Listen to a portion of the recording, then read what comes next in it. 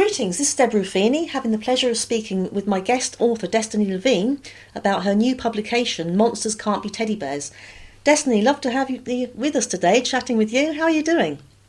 It's great to hear from you. Yes, I'm doing well. Oh, good. I'm glad to hear. We have a big time difference here. It's very odd, isn't it? That is Yes. sort of starting your day, and I'm kind of finishing it. Yeah. But do you know what? After reading the synopsis of the book, I need to purchase a copy. So the synopsis of Monsters Can't Be Teddy Bears is about.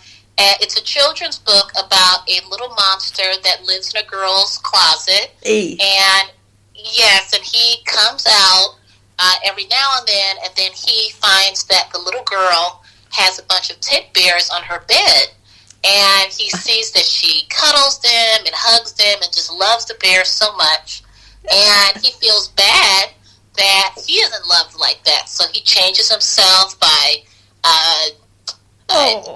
changing his fur and his ears and claws, and he learns toward the end that he doesn't need to change himself how he looks as a monster to be loved. He is loved by the girl anyway, and she introduces him to her bears, and she reads him a story. Oh, that's lovely. I'm glad you realised that after all, and it's good. And the bears are all accepting, and everything is all lovely. And it's just that's quite often the case, isn't it? That we worry about things ourselves when it's us worrying rather than how reality actually is. But that's a beautiful story, beautiful message. Oh yes, for adults and children, I think. Yes. It's really about self-acceptance and friendship. And it reminds me a lot of, especially when I got to middle school, I was always trying to, fit in, like a lot of kids who are between 11 and 13 years old, change yourself to have certain friends. And when you get older, you're like, well, why am I changing myself around? And these people don't like me for who I am. I just want to hang around them for whatever reason. Yeah. There's that pressure, isn't there? So, like you say, especially at a certain age, that if you don't sort of fit in or look like how you're supposed to look, there's no way you're supposed to look, but how we see that others think that we should look. It's a pressurizing time, I think. Yes. And so I think it's great for teenagers, adults, old people. Children. Yes. Yes. The illustrations are amazing. They're very beautiful.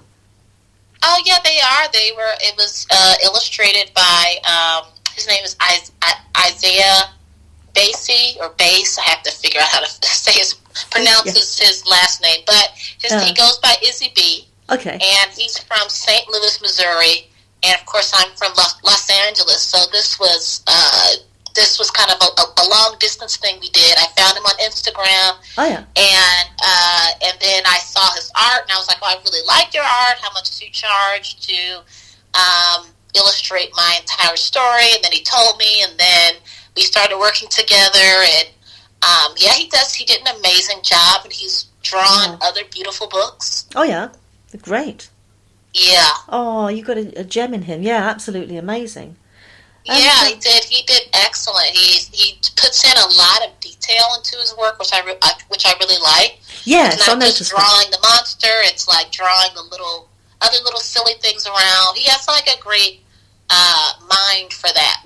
Really being able to draw like silly things for kids. Yeah, and the expressions are very good, aren't they? They're quite that sort of tells a lot. The expressions, and that's quite important, isn't it, to capture what's going on by the faces. Yes. I think that's brilliant. And it's great that your story features an African American girl. Yes, I like that. So it's I have to look at the percentage, but it is a very, very small percentage, far less than half of all children's books have an African American lead. Oh. Most have a white child, or they have an animal. Most children's books have an animal than a African American child. Oh my goodness! Yeah, that's actually quite horrific. Yeah, so most of them do, and children's literature is slowly starting to accept more books with black leads. Yeah. But when I was little, I didn't have a lot of them, so every time I got one, I really cherished it. And then some that have an African American lead aren't written by African Americans, so that's also important. That an African American story featuring an African American child be written by an African American. Yes, yeah, that's true. Yeah, no, good point. Yeah, that's absolutely point. Do you know? I was thinking about our recent conversation today. I was in. Don't ask me why. I have no children. A toy shop. you got to do these things as an adult sometimes. Just go in a toy shop. And I was reminded of what you mentioned because I was really intrigued by the dolls, and most of the dolls were largely white and largely blonde, unless it was a doll featuring a real character of a real person. And I thought that is you're right. What you mentioned there it's very sad. It's kind of it is. It's very sad that we don't have like dolls are like that too. I remember I grew up in the 90s, and so when I was really little, and I remember commercials, and they would have they would show a doll. It would be a doll that I wanted to play with. Yeah. But the white girls would play with the white doll with blonde hair almost the entire 30 seconds of the spot. So they'd play with it for 29 seconds, and the very last second they were like, comes in two colors, black and white. Yeah. And, which was fine. It's just that when I was little, I wanted to play with the one they were playing with. Yeah. I didn't want the one that was at the last slide. So most of my dolls, because my mom was just like, she just wanted to buy me what I wanted. So most of my dolls were white. So in my childhood pictures, I have like a little blonde, blue-eyed doll that I play with because those are the ones I was most exposed to. Yes, yeah.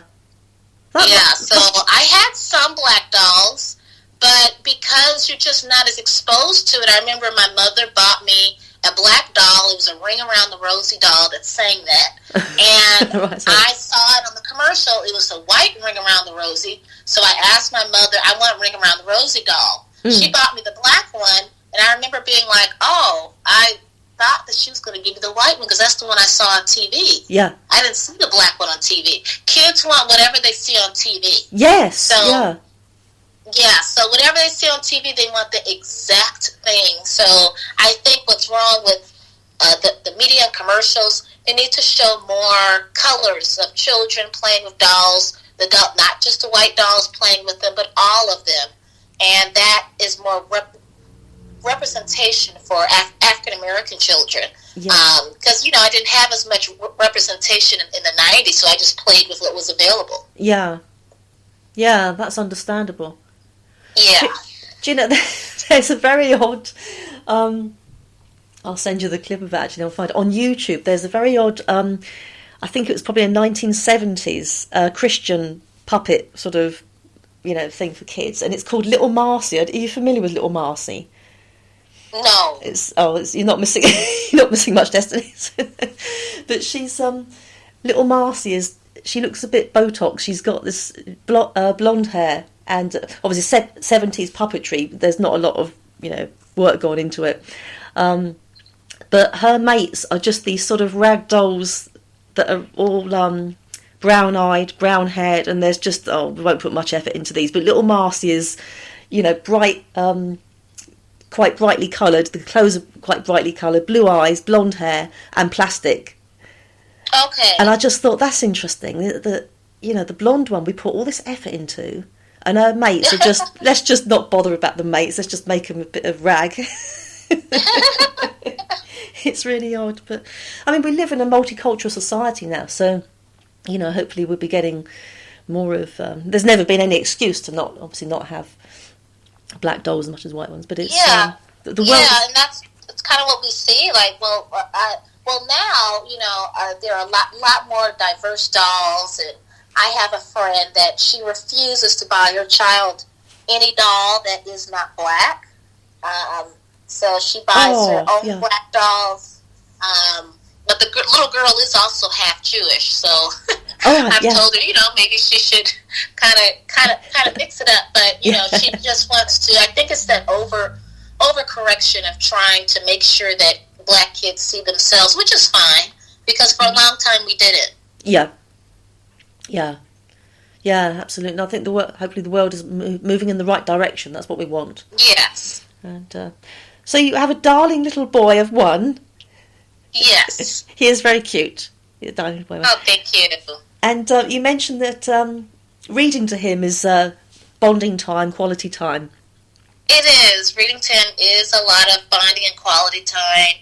It's very important that one of the reasons I write books and that I read to him is because there is an article called the 50 million word gap.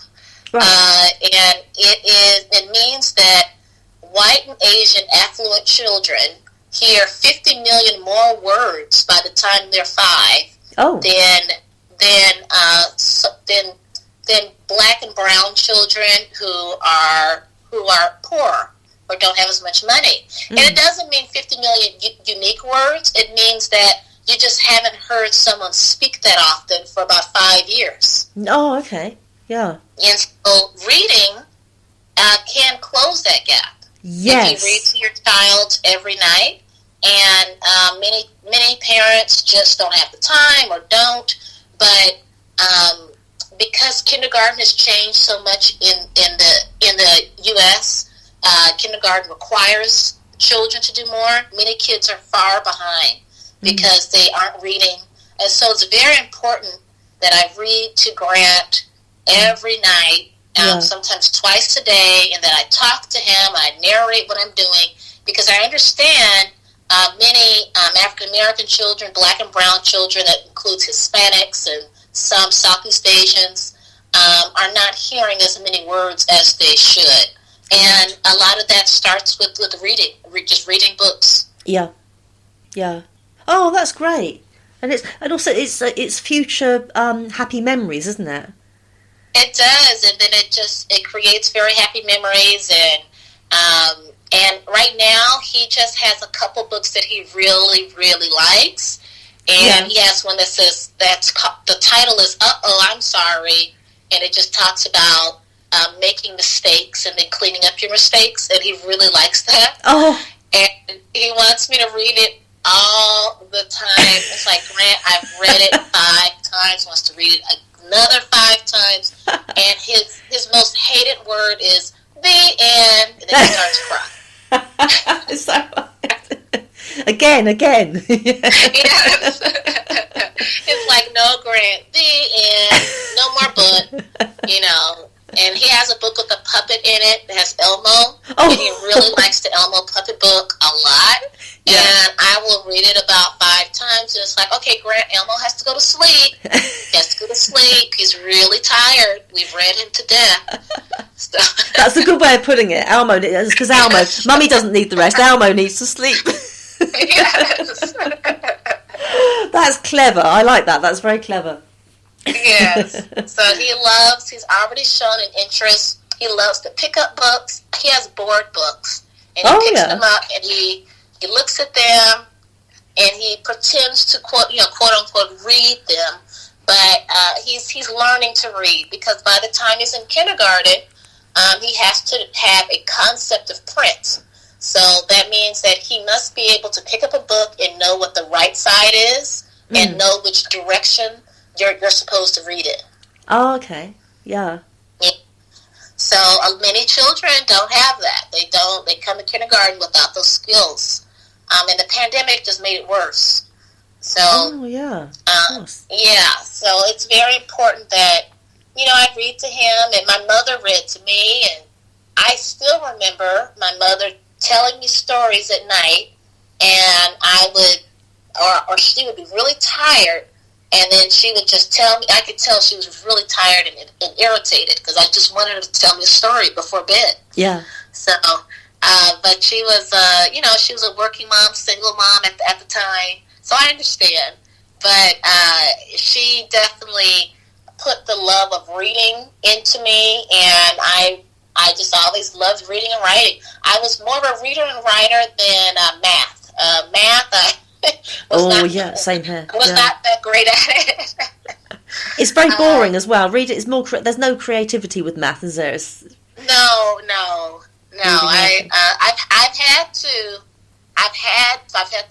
I've been forced to learn math because I'm a teacher. I had to take a test. Oh, of course, to make sure I knew enough basic math, but it's not my favorite. No, of course. That must be hard, mustn't it? But if you're a teacher passionate about something that isn't to do with maths, but you need to learn the maths, that's annoying. Yeah. That's really annoying. Yeah. Yeah, you have to learn. You have to learn math up to a certain point. So you have to know kind of like kindergarten through 8th grade math. Maybe around 7th, 8th grade is when they test you, what they test you on. Yeah. And then if you want to become an algebra teacher, you must take the math exam, which is very kind of difficult, and that's like K through 12 math. So that's up to calculus. You need to take all that to make sure that you know math well enough to teach it. Oh, right. Yeah, so it's a lot of exams teachers have to take, thanks to former President George Bush and I guess the No Child Left Behind program, which ruined education. All teachers in the United States have to take a series of exams and all types of classes to make sure that we are prepared enough to teach the kids. Right, okay. Yeah. Oh, wow. That's good. I was in remedial maths, so I wouldn't have stood a hope in hell's chance of becoming a teacher. Oh, I'm sure you would have been fine. I had to relearn through, when I was given the exam, the kind of foundational mathematics exam, I just had to, flashcard it and do my best. I ended up doing okay. Some of it came back to me, but I was like, why didn't I pay attention in school? What was I thinking? I should have just learned this. But unfortunately, there are times I have to teach math. Usually, I'm most comfortable with kindergarten through seventh grade math. Yeah. 8th grade math, because I get a little shaky. Oh, okay. Oh, yes. Complicated math. Yeah, that's that's pre-algebra. Or no, algebra. Oh, yeah. I don't like the sound of that. Yeah. You know what? On a separate note, this is just making me think how important, going on this note, how important your book really is, because I think kids that don't do well in school, because when you get to, I don't know what you call it in the States, but comprehensive schools, so it used to be sort of 13 up, every teacher expects you to do well in their subject. And oh, yeah, that's high school. So high school is 9th through 12th grade, so that's for children between the ages of 14 and 18. Oh, okay. Oh, right. Yeah. High school. Yeah, middle school is for 6th through 8th grade. That's for kids between 11 and 13 years old. Yeah. And, by the time you get to high school, you have to be really good in each subject. You take calculus, you take biology, chemistry. Yeah. Everything. You have to be very good in it. But that makes your book even more important, because I think that will help kids getting through. I think children that feel different, and certainly bullied kids, it's hard enough to go to school and attend this place. You've got to go every day, apart from learning anything. I spoke with someone I was at school with, and she was horrifically bullied, and that's what she was saying, that you've got to go through this thing every day, and then you're expected to learn on top of it. So I think your book will be kind of like a booster for children who see themselves different, not accepted, and will sort of give them a strength to probably do far better in school than maybe they could have done. So I think for a number of reasons, I think your book would be a blessing. I think it's Really great. Because it's not all what you look like on the outside makes you different. I'm a special education teacher, so I teach them kids with moderate learning disabilities, so ADHD and mild autism. So many of those kids, their learning disability keeps them from being able to reach their academic potential. Yeah. Yeah, yes, yeah. I was going to ask you about that, actually. I remember you saying that you were special education teacher. Is that called special education teacher? And you've been teaching for 8 years, is that right? About 8 years, yeah. Oh, you must be so passionate about the good on you. Good on you. It's been a great work. Thank you, yeah. That's, can I ask what gave you the passion, particularly? Because that must be quite challenging work, but also that to do that line work, it must be... there's a heart involved there that's come from something. Heart heavily involved. I'm not. You know what? My mother was or is a teacher. Okay. So she was, or for many years, she's been teaching for about 20 years. And then I didn't originally want to be a teacher like her. I remember when I graduated from UCLA, I thought I wanted to go into law. And I was like, well, maybe I'll just teach for a little bit and then I'll become a lawyer. And then I got into it, and then I was like, well, I actually want to be a history teacher. I really wanted to teach just history. And so I took the exam to become a history teacher. And I decided, well, maybe I'll become a special education teacher because there are just more positions available and I'm more guaranteed a job. So I'll just try that. And I can still teach history just to a different population. So I tried it, and teaching is definitely, it's definitely made me grow, allowed me to learn, allowed me to mature. And I've had hard days, I've had days I really loved, but I keep coming back because of the children. I really care about my kids, my students. I really...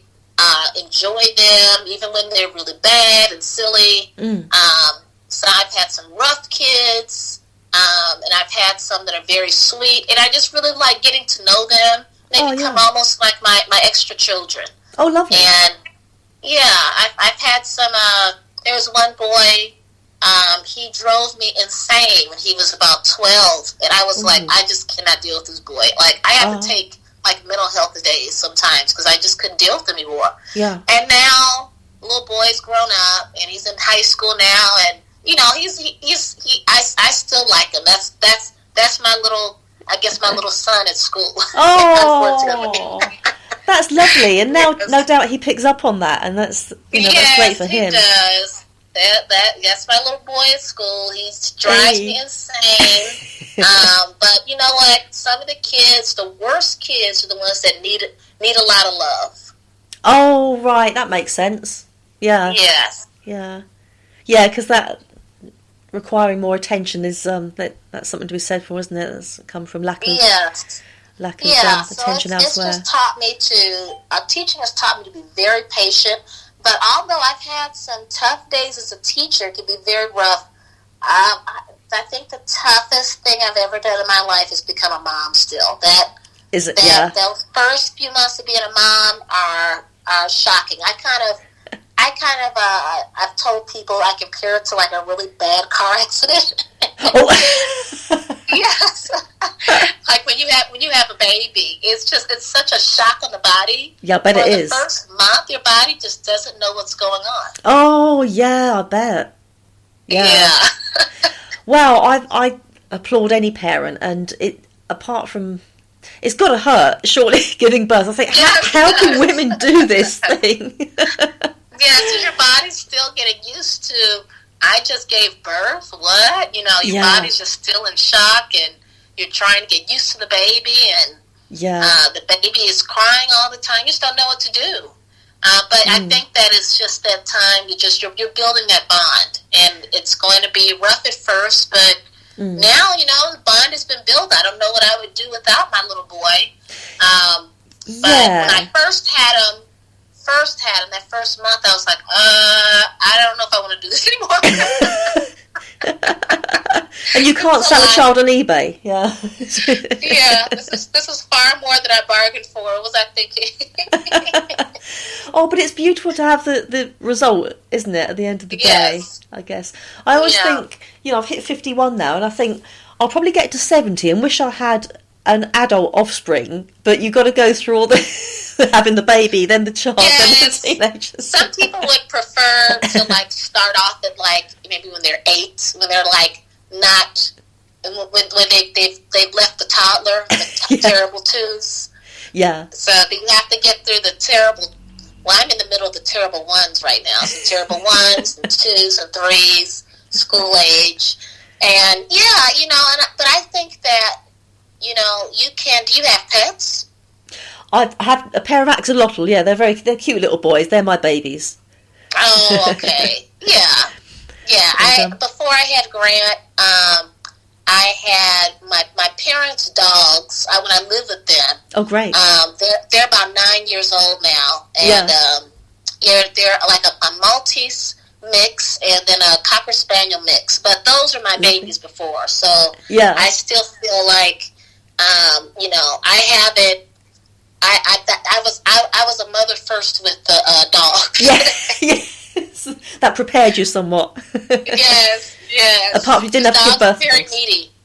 Oh, well, animals have their personalities where they can be like children, can't they? So. Yes, they can. Yes. Oh, that's funny.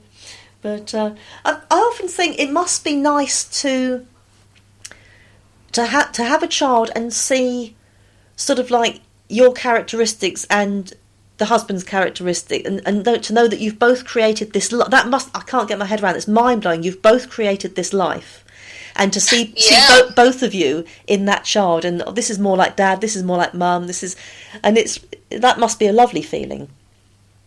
Yeah, it is. It's I get to see what what I may have been like as a baby. My husband may have been like. Yeah. And it's really beautiful. Grant physically leans a little bit more on Daddy's side than mine, just a little bit. Yeah. Just a little bit, but he has my eyes. My mom said he looks out of his eyes like I did as a baby. Oh, right. He hates getting his hair washed. I hated getting my hair washed when I was really little. Yeah. So there are some things that he has that's like me.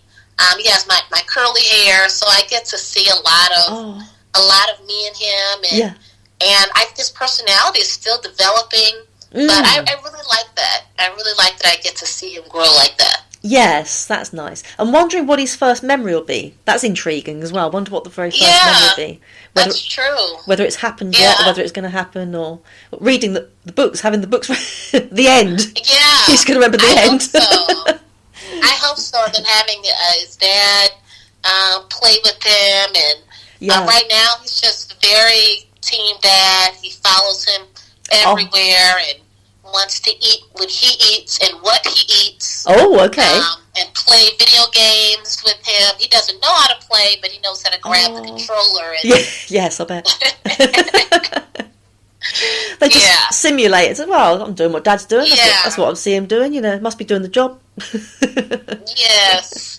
So that's what he's doing and learning how to do. But he's definitely a joy, and I'm right, to hopefully encourage him one day, and maybe he'll want to write. I don't know. Great. Yeah. Yes, the dad writes too, but Dad is a songwriter. Okay. Oh, right. Okay. Whoa, he's going to be multi-talented then. Yeah. Great. He'll be a future Bob Dylan or Springsteen. That'd be nice.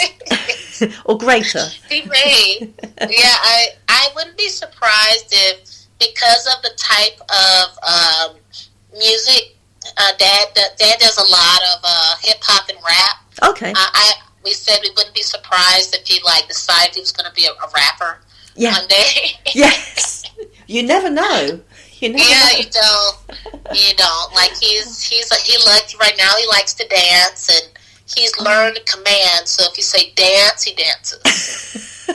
So he really likes to do that, and he's learning so much. It's amazing to see him grow and learn new things. Just sometimes he'll go to sleep and wake up and then know something new. Like his brain will make that connection that quickly. Wow, that's interesting. It's fascinating stuff. Yeah. I think the human mind, the human body, it's just, a lot we don't know that goes on in the psyche. Brilliant. Yeah. Oh, so the other book you've written, is it 5? You've written for the last 5 years, and you've written a few other children's books. Is that right? I have, yeah. I had written, so other ones, they weren't illustrated by Izzy B, but okay. They're actually stories I probably want to bring back and get re-illustrated. But I wrote like Betty the Brave and Little Lewis. Those were stories about my grandparents when they were little. Oh, lovely. And then, and also to get more serious about writing, I joined SCBWI, which is the Society of Children Book Writers and Illustrators. Okay. So I joined that, and I go to critique groups about once a month, and get my manuscript looked at and critiqued, and it's helped me become a better writer. So since I've been writing, I've been trying to do that, is find ways to get better at writing and stuff like that. Brilliant. That's amazing. Yeah. So the other books, have they been created for children with special needs? So I have a store so it's a website called teacherspayteachers.com. Right. And I've had that store for a few years now, and I sell ebooks for children with special needs, and I've been selling those a while, and people really like them. My most popular ones are I should take my medication every day. I should always keep my clothes on.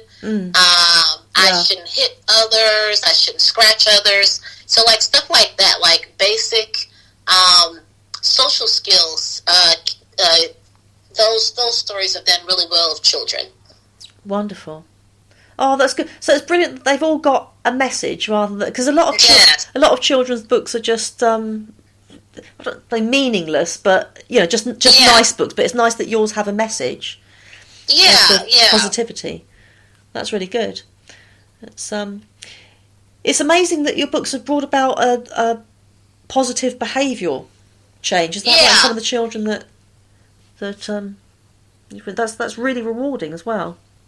Yeah, it is, and I've gotten reviews, and on that website, people said, it's really helped with the child's behavior and really helped them to understand what to do next time. So I've gotten a lot of those, and I'm always like figuring out ideas for more. But yeah, I've written almost 200 of them by now. No, really? Oh, yeah. Crikey, you've been busy. So I've written those, and that's kind of, I haven't been able to do it within the last month because I've been on my Kickstarter, but about every month I write about maybe like one a week, maybe one a week. Amazing. And that's really good to get the ideas so quickly. That's quite something. Yeah. I try to. A lot of the kids at school, I'll like look at stuff that they do, and I'm like, maybe I'll write something about that. Yeah. Oh, that's good. That's really clever, because it's one thing to sort of take a situation. It's another thing to create a story out of a situation. That's really clever stuff. Yeah. That's brilliant. Oh, so let's talk about your Kickstarter project up and running for the hardback version. Is that right? Yes. Can you explain how we want to get that out there and get the link on the show? So how does that work, Destiny? So I would give you the link, or you could like repost one of my I guess images, like you could like share my post, and if you go on the Kickstarter link, that goes to my page, and you can see a video of me being interviewed by the illustrator, and I like talk about what the book is about, and then you could either donate or you could pledge to get a book, and most people have pledged to receive a book or receive an autographed copy or receive all of that plus their name on the super supporter page on the book. Okay. Oh, great. So yeah, if anyone's interested in supporting Destiny, the link for that will be on here, and I cannot emphasise enough what a great story this is.